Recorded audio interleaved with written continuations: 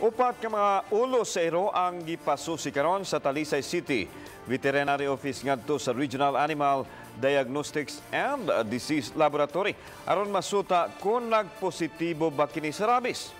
Si Chona Carion sa exclusive report.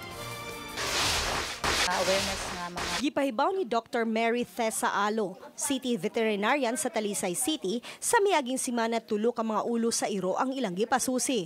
Ang tulo giingong nakapaak. Samtang kaghapong adlaw, laing ulo na usab sa iro ang ilang gihatod, gumikan kay human kini nakapaak ug taw namatay ang maong iro.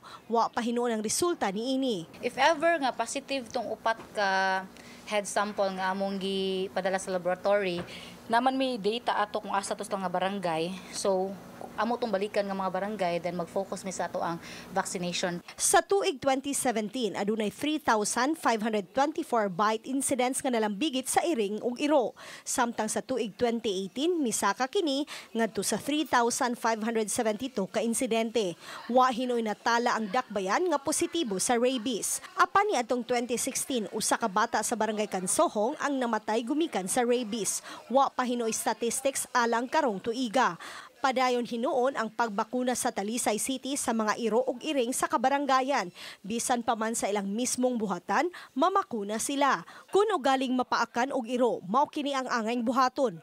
Padug-on, hugasan og detergent ug moadto sa klinik. Kanang mga tanan nga mga namuhig iro, dapat pabakunahan gyud niyo yung iro.